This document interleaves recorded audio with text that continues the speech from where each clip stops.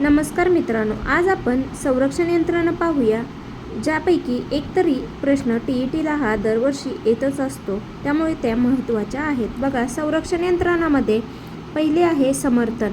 एखाद्या हेतूसाठी प्रयत्न करूनही अपयश येत असल्यास ते मान्य न करता इतरांना पटेल अशी खोटी कारणे सांगणे म्हणजे समर्थन होय. उदाहरणार्थ, सेट-नेट परीक्षा उत्तीर्ण न होणारे ही परीक्षा पद्धतीच विश्वासार्ह नसल्याचे प्रतिपादन करून त्यापेक्षा PhD करणे अधिक चांगले आहे असे म्हणतात, म्हणजेच ते समर्थन करतात. दुसरी संरक्षण यंत्रणा आहे प्रक्षेपण. आपल्या मनातील भावना, दोष इतरांच्या माथी मारणे म्हणजे प्रक्षेपण होय. उदाहरणार्थ, रमेश परीक्षेत नापास झाला तेव्हा शिक्षकांनी शिकवले नव्हते असे तो म्हणतो, म्हणजेच प्रक्षेपण करतो. तिसरी आहे दमन.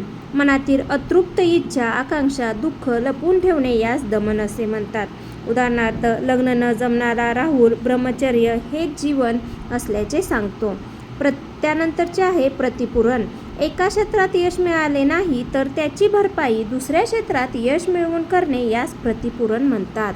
उदाहरणार्थ, राधिकाला क्रीडा क्षेत्रात करिअर करायचे होते, पण अचानक अपघातात तिला अपंगत्व आल्याने तिने स्पर्धा परीक्षा देऊन ती प्रशासकीय अधिकारी झाली, म्हणजेच तिने प्रतिपूरण केले. यानंतरची संरक्षण यंत्रणा आहे दिवा स्वप्न. एखादे काम करताना त्या कामात लक्ष न देता उलट वेगळ्याच मनोराज्यात दंग असणे यास दिवा स्वप्न असे म्हणतात. उदाहरणार्थ, रमेश अभ्यासासाठी बसला होता, परंतु त्याचे लक्ष अभ्यासात नव्हते. उन्हाळ्याच्या सुट्टीत काश्मीरला जाऊन काय काय धमाल करायची याचेच चित्र तो मनचक्षुसमोर रंगवीत होता, म्हणजेच तो दिवा स्वप्न पाहत होता. त्यानंतरची संरक्षण यंत्रणा आहे तादात्म्य. मनाची एकरूपता. उदाहरणार्थ, भजन करता करता तुकाराम महाराज विठ्ठलाशी तादात्म्य पावत होते. त्यानंतरची संरक्षण यंत्रणा उदात्तीकरण. आपल्या इच्छा, आकांक्षाच्या पूर्तीसाठी अयोग्य मार्ग न वापरता समाजमान्य मार्गाचा वापर करणे यास उदात्तीकरण असे म्हणतात. उदाहरणार्थ, एखाद्या जोडप्याला मूल नसेल तर ते अनाथाश्रमातील मुलाला दत्तक घेऊन स्वतःच्या मुलाप्रमाणे त्याला वाढवतात. यानंतर आहे आत्मताडण. अपयश आल्यास स्वतःला कठोर शिक्षा देणे यास आत्मताडण म्हणतात. उदाहरणार्थ, परीक्षेत अपयश आल्यास उपाशी राहणे किंवा रडत बसणे.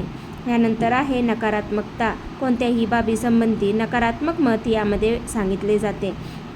उदाहरणार्थ, रमेश त्याच्या वडिलांना तुम्ही मला खेळणी आणून दिल्याशिवाय मी अभ्यास करणार नाही असे म्हणतो. त्यानंतर आहे विकृत श्रद्धा. वाईट मूल्यावर विश्वास ठेवणे यास विकृत श्रद्धा असे म्हणतात. उदाहरणार्थ, वाईट वागल्याशिवाय लोक आपल्याला मान देणार नाही असे म्हणणे. दांभिक आजार. परिस्थितीला सामोरे जाण्याची भीती वाटत असल्यास आजारी आहे असे सांगून ते टाळणे यास दांभिक आजार असे म्हणतात. उदाहरणार्थ, पोट दुखत आहे असा बनाव करून परीक्षेला न जाणे.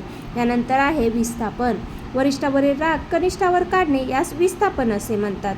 उदाहरणार्थ, ऑफिसमध्ये वरिष्ठ रागवले म्हणून घरी गेल्यावर पत्नीवर राग काढणे, पत्नी रागवली म्हणून मुलांना रागावणे याला विस्थापन असे म्हणतात. यानंतर आहे परागमन. भूतकाळातील सुखद अनुभूतींना उजाळा देणे म्हणजेच परागमन होय. उदाहरणार्थ, आमच्या काळात तूप रुपयाचे 4 शेर मिळत होते असे आजोबा म्हणतात. यानंतर आहे प्रतिक्रियात्मक वृत्ती. आपल्या मनातील भावना इतरांना कळू नये म्हणून विरोधी वर्तन करण्याची व्यक्तीची सवय म्हणजे प्रतिक्रियात्मक वृत्ती होय. उदाहरणार्थ, लाच खाणाऱ्या अधिकाऱ्यांनी गतिमान जीवन जगावे असे इतरांना सांगणे.